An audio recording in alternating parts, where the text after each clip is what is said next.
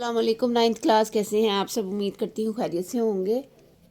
آج ہم نے اپنا نیکسٹ لیکچر پڑھنا ہے جو ہے سورہ انبیاء کے حوالے سے۔ اس کو ہم آج تفصیلاً پڑھیں گے۔ اس کا خلاصہ کیا ہے، یہ نزول کس لیے ہوئی، اور یہ صورت کون سی ہے، مکی ہے، اس کی آیات کتنی ہیں، اور یہ اس کا نام کس وجہ سے رکھا گیا۔ سب سے پہلے ہم یہاں سے سٹارٹ کرتے ہیں۔ سورہ انبیاء کون سی صورت ہے؟ مکی صورت ہے۔ تو یہ مکی صورت ہے تو اس کو کیا کریں گے، ہم ایم سی کیوز پہ نشان لگائیں گے۔ یہ ایم سی کیوز ہے، اس میں 112 آیات ہے، یہ بھی ایم سی کیوز ہے، ٹھیک ہے۔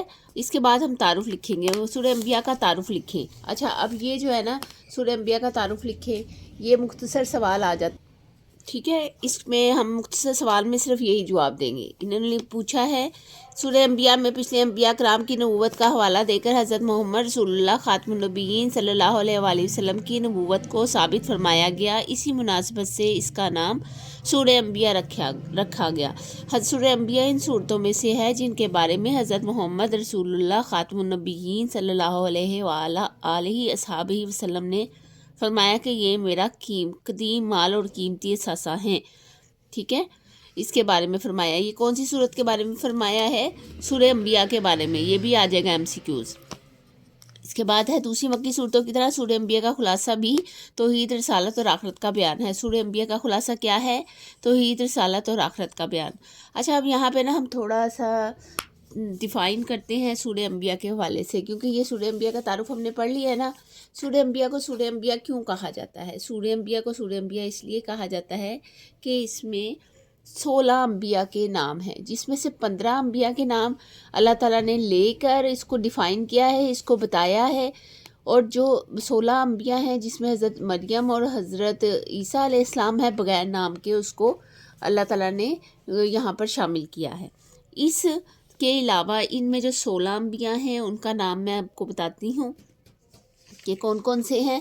کیوں کبھی آ جاتا ہے کہ جو سورہ انبیاء میں نام ہے یا سورہ انبیاء میں جن نبیوں کا ذکر کیا گیا ہے ان کے 5 نام لکھیں یا 4 نام لکھیں یا 3 لکھیں یا ان انبیاء کے نام لکھیں، یہ آ جاتا ہے۔ تو یہ صرف یاد کرنے کی بات ہے، بڑا ایزی ہے، آپ اس کو لکھ لیجئے گا۔ میں آپ کو اس کے نام بتا دیتی ہوں کہ جو صورت میں نام آئے ہیں۔ سب سے پہلے حضرت ابراہیم علیہ السلام کا نام آیا ہے، اس میں ان کے واقعے کا تفصیلاً ذکر ہے۔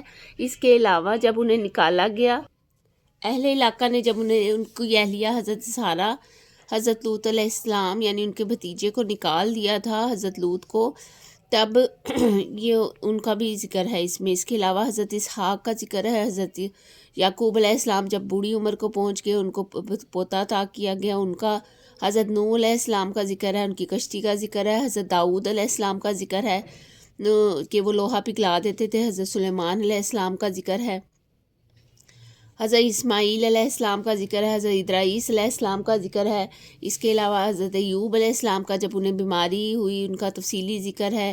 ان کے صبر کے بارے میں بتایا، ان کی دعا کے بارے میں یہاں بتایا گیا ہے۔ حضرت یونس علیہ السلام جب مچھلی کے پیٹ میں تھے، ان کا تفصیلی ذکر ہے کہ وہ کس طرح سے ان کو یہ سزا دی گئی اور کس طرح سے ان کو یہ مچھلی کے پیٹ سے نکالا گیا، اور ان کی دعا کون سی ہے۔ کون سی دعا ہے مچھلی کے پیٹ میں جب وہ تھے؟ وہ تھے لا الہ الا انت سبحانک انی کنت من الظالمین۔ اس کے علاوہ حضرت زکریا علیہ السلام تھے جن کا ذکر ہے۔ حضرت یحییٰ علیہ السلام کا ذکر ہے، اور مریم علیہ السلام اور حضرت عیسیٰ علیہ السلام کا بغیر نام کے ذکر ہے، ٹھیک ہے، کہ ان کی روح پھونکی گئی تو ان سے ایک بیٹا پیدا ہوا، ٹھیک ہے، اس طرح سے۔ اب یہ خلاصہ جو ہے یہ توحید، رسالت اور آخرت کا بیان ہے۔ مضامین میں کیا ہے، مضامین کون سے ہیں، یہ پیچھے بھی سوال ہے لیکن میں آپ کو لکھوا دیتی ہوں کہ یہ مختصر سوال آ سکتا ہے۔ اچھا، شان نزول کیا ہے؟ اس میں شان نزول آ گیا کہ سورہ انبیاء اس وقت نازل ہوئی جب مشرکین مکہ مسلمانوں پر طرح طرح کے ستم ڈھا رہے تھے، یہ اس کا شان نزول ہے، ٹھیک ہے۔ آگے ہے سورہ انبیاء میں توحید باری تعالیٰ کے دیے گئے دلائل ہیں، قرآن مجید اور رسالت مشرکین کے اعتراضات کا بھرپور جواب ہے۔ سورہ کے درمیان میں انبیاء کرام اور حضرت مریم علیہ السلام کا تذکرہ فرمایا گیا ہے۔ سورہ انبیاء کے آخر میں آخرت پر ایمان لانے کا ذکر ہے، قیامت کے قریب آنے اور دیگر احوال قیامت کا بیان ہے۔ پھر اس حقیقت کا ذکر ہے کہ ثابت قدمی اور اخلاص کے ساتھ نیکی کی راہ پر چلنے والوں کے لیے کامیابی ہے، ایسے لوگوں کو آخرت میں کوئی خوف نہ ہوگا۔ ساتھ ہی یہ بتایا گیا کہ سرور کائنات حضرت محمد رسول اللہ خاتم النبیین صلی اللہ علیہ وآلہ وسلم کو تمام جہانوں کے لیے سراپا رحمت بنا کر بھیجا گیا ہے۔ یہ اس کے مضامین ہے، ٹھیک ہے۔ اس کے آخر میں کیا بتایا گیا؟ درمیانی حصے میں کس کا ذکر ہے؟ درمیانی حصے میں حضرت مریم کا ذکر ہے، ٹھیک ہے۔ آگے ہے علمی اور عملی نکات جو ہم نے کرنے ہیں۔ علمی اور عملی نکات میں ہے سورہ انبیاء کا مطالعہ کرنے سے جو علمی اور عملی نکات معلوم ہوتے ہیں، ان میں سے چند ایک ہیں۔ قیامت کے وقت قریب سے قریب تر ہوتا جا رہا ہے، اس لیے ہمیں اللہ تعالیٰ سے غافل ہو کر زندگی نہیں گزارنی چاہیے۔ سورہ انبیاء کی یہ پہلی آیت ہے۔ جو بات ہم نہیں جانتے وہ ہمیں علم رکھنے والوں سے پوچھ لینی چاہیے، یہ 7ویں آیت ہے۔ اللہ تعالیٰ نے یہ دنیا محض کھیل تماشا کے لیے نہیں بلکہ مقصد طور پر پیدا فرمائی ہے، یہ 17 سے 16 ہے۔ اللہ تعالیٰ ہمیشہ حق کو باطل سے ٹکرا کر باطل کا سر کچل دیتا ہے، 18 پر ہے۔ اس کائنات میں اگر ایک سے زیادہ خدا ہوتے تو آسمان اور زمین میں فساد برپا ہوتا۔ سورہ انبیاء کی 22ویں آیت ہے۔ ہر شخص اپنے اعمال کا اللہ تعالیٰ کے سامنے جواب دہ ہے۔ سورہ انبیاء کی 23ویں آیت ہے۔ ہمیں مشکلات میں اللہ تعالیٰ کو پکارنا چاہیے کیونکہ وہ سب سے بڑھ کر رحم فرمانے والا ہے۔ سورہ انبیاء کی 83ویں آیت ہے۔ اہم بات ہے حضرت آدم علیہ السلام کا لقب صفی اللہ ہے، حضرت ابراہیم کا لقب خلیل اللہ ہے، حضرت موسیٰ کا لقب کلیم اللہ ہے، حضرت عیسیٰ کا لقب روح اللہ ہے، حضرت محمد رسول اللہ خاتم النبیین صلی اللہ علیہ وآلہ آلہ اصحابہ وسلم اللہ تعالیٰ کے آخری رسول ہیں۔ اب یہ جو اہم بات ہے اس میں MCQs آئیں گے سارے، یہ سارے MCQs ہیں، ٹھیک ہے۔ لقب کسی کا بھی وہ پوچھ سکتے ہیں تو یہ خالی جگہ میں آتا ہے زیادہ تر، ٹھیک ہے، یہ آپ نے یاد رکھنا ہے۔ حدیث نبوی جو ہے اس میں ہے، اس کا ترجمہ ہے تمہارا اپنے بھائی کے لیے مسکرا دینا بھی صدقہ ہے۔ سنن ابی داؤد میں 1956 پر یہ آیت ہے۔ آگے ہمارے پاس اس کا ترجمہ آ جاتا ہے سورہ انبیاء کا۔ سورہ انبیاء کی جو ترجمہ ہے وہ ہمارا یہاں سے سٹارٹ ہوگا، 30 آیت سے لے کر 35 آیت تک ہمارے پاس یہ ترجمہ ہے۔ اس کو ہم آج کریں گے لفظی بھی اور با محاورہ بھی۔ لفظی شروع کرتے ہیں۔ آوا کیا لم نہیں یرا دیکھا لذینہ ان لوگوں نے کافرو جنہوں نے کفر کیا، انا بے شک السماوات آسمان والارض اور زمین کانتا رتکن ففتقناہما کہ ہم نے ان دونوں کو کھول دیا، وجعلنا اور بنایا ہم نے من سے مان پانی کل شیء ہر چیز حی زندہ افلا یؤمنون کیا وہ ایمان نہیں لاتے۔ اب اس کا جو لفظی ترجمہ ہے وہ میں نے آپ کو بتا دیا ہے، اور جو با محاورہ ترجمہ ہے وہ نیچے لکھا ہے۔ کیا کافروں نے نہیں دیکھا کہ آسمان اور زمین دونوں پانی برسنے اور سبزہ اگنے سے بند تھے، پھر ہم نے ان دونوں کو کھول دیا اور ہم نے پانی سے ہر زندہ چیز کو بنایا، کیا یہ ایمان نہیں لاتے؟ وجعلنا اور بنایا ہم نے فی الارض زمین میں رواسی پہاڑ ان تمید بہم کہ وہ ہلنے نہ لگے، وجعلنا اور بنایا فیہا اس میں فجاجن سبلن کشادہ راستے لعلہم تاکہ وہ یہتدون ہدایت پائیں۔ اور اس کا محاورہ ترجمہ ہے، اور ہم نے زمین میں پہاڑ بنائے اور انہیں لے کر ہلنے نہ لگے، اور ہم نے اس میں کشادہ راستے بنا دیے تاکہ وہ راستہ پائیں۔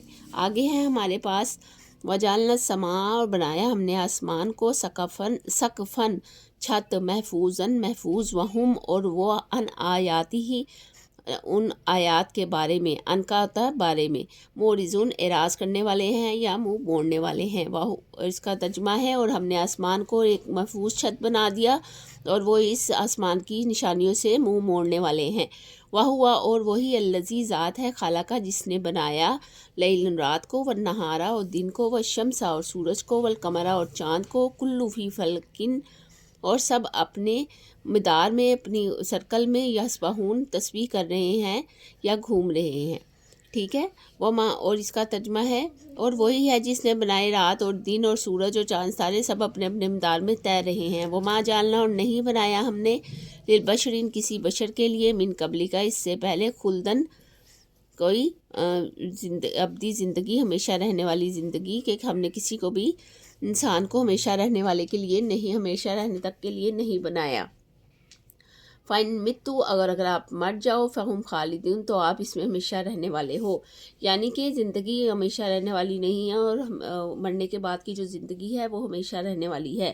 اس کا لفظی ترجمہ ہے، با محاورہ ترجمہ ہے، اور ہم نے آپ سے پہلے بھی کسی انسان کو ابدی زندگی نہیں دی، تو اگر آپ انتقال فرما جائیں تو کیا یہ ہمیشہ رہنے والے ہیں؟ کلو نفسن ہر نفس نے، ہر جان نے، ہر جی نے ذائقہ تن چکھنا ہے موتن موت کو، ورنہ بلواکم اور ہم آزمائیں گے بشرن برائی میں، والخیرین اور بھلائی میں، فتنہ تن مبتلا کر کے، وَإِلَيْنَا تُرْجَعُونَ اور ہماری ہی طرف تم لوٹائے جاؤ گے۔ اور یہاں سے ہے اور ہر جان کو موت کا مزہ چکھنا ہے، اور ہم تمہیں برائی اور بھلائی میں آزمائش کے لیے مبتلا کرتے ہیں، اور ہم تمہاری طرف ہی لوٹائے جائیں گے۔ یہ اس کا لفظی ترجمہ اور بامحاورہ ترجمہ میں نے دونوں آپ کو بتا دیے ہیں۔ ہم اس کی ایکسرسائز کی طرف بڑھتے ہیں۔ اس کی ایکسرسائز میں انہوں نے کہا ہے 30 سے لے کر 35 تک کے بامحاورہ ترجمے کا امتحان لیا جائے گا، وہ ہم نے بھی کروا دیا ہے۔ جو اس میں دعائیں آئی ہیں، اس کا بھی سوال آ جاتا ہے کہ سورہ انبیاء کی دعائیں لکھیں، اور یہ کبھی کبھی وہ لونگ بھی دے دیتے ہیں کیونکہ بعض بچوں کو یاد نہیں ہوتا، تو آپ نے اسے عربی کے ساتھ ہی لکھنا ہے۔ لا الہ الا انت سبحانک انی کنت من الظالمین، تیرے سوا کوئی معبود نہیں، تو پاک ہے، بے شک میں ہی نقصان کاروں میں سے ہوں۔ ربی لا تذرنی فردن انت خیر الوارثین، اے میرے رب مجھے تنہا نہ چھوڑنا اور تو سب سے بہتر وارث ہے۔ آگے ہے یہ اس کا جو الفاظ معنی ہے وہ ہے فَفَتَقْنَاهُمَا، اور پھر ہم نے ان دونوں کو الگ کر دیا، انتمیدہ کہ وہ ہلنے نہ لگے، موردون منہ موڑے ہوئے ہیں، الخلد ہمیشہ، یمسکو وہی روکے ہوئے ہیں، ناسکو جس پر وہ چلنے والے ہیں، رتکن ملے جلے، رواسی پہاڑ، سقفن چھت، یسبحون تیر رہے ہیں، فتنہ تا آزمائش، منسکن عبادت کا طریقہ۔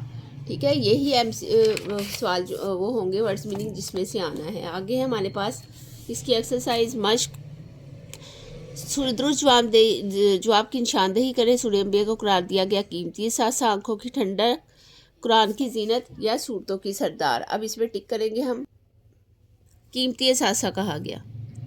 آگے ہے حضرت محمد رسول اللہ خاتم النبیین صلی اللہ علیہ وآلہ وسلم سراپا رحمت ہے۔ اس کا ذکر سورہ حج، سورہ انبیاء میں ہے، سورہ مریم میں ہے، سورہ طٰہٰ میں ہے، سورہ انبیاء میں ہے۔ سورہ انبیاء کے مطابق جو بات بھی معلوم ہو پوچھ لینی چاہیے اہل علم سے۔ ہر شخص اپنے اعمال کا جواب دہ ہے اللہ تعالیٰ کو۔ ٹھیک ہے، ہمیں مشکلات میں پکارنا چاہیے طاقتوروں کو، اللہ تعالیٰ کو، ڈاکٹروں کو، والدین کو، اللہ تعالیٰ کو۔ مختصر جواب دیجیے۔ سورہ انبیاء کا یہ نام کیوں رکھا گیا ہے؟ کیونکہ تمام انبیاء کی زندگی کا اس میں تذکرہ کیا گیا ہے، اس لیے اس کا نام سورہ انبیاء رکھا گیا ہے۔ اس کے علاوہ سورہ انبیاء کی ایک فضیلت تحریر کریں۔ سورہ انبیاء کی ایک فضیلت کیا ہو سکتی ہے، ہم پیچھے دیکھ لیتے ہیں تاکہ آپ کو یہ کلیئر ہو جائے۔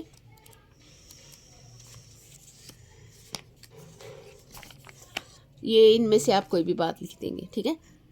حضرت محمد صلی اللہ علیہ وسلم اللہ تعالیٰ کے آخری رسول ہیں، اس کے علاوہ یہ بھی لکھ سکتے ہیں، ٹھیک ہے۔ آگے ہے سورہ انبیاء کا خلاصہ کیا ہے؟ سورہ انبیاء کا خلاصہ ہے توحید، رسالت اور آخرت کا بیان، ٹھیک ہے، یہ انبیاء کا خلاصہ ہے، بس اتنا ہی آپ لکھیں گے۔ آگے ہے سورہ انبیاء کے علمی اور عملی نکات میں سے 2 تحریر کریں، تو آپ یہاں سے 2 نکات کوئی بھی تحریر کر دیں گے، کوئی بھی 2 نکات لے لیں گے اور اس کو لکھ دیں گے، ٹھیک ہے۔ آگے ہمارے پاس ہے ترجیح میں سے کوئی 5 قرآنی الفاظ کے معنی لکھیں۔ ابھی میں نے آپ کو یہ پیچھے کروایا ہے، اس میں سے ہی آپ کو یہ دیا گیا ہے اور وہی آپ نے لکھنا ہے۔ دی گئی آیات کا بامحاورہ ترجمہ لکھیں۔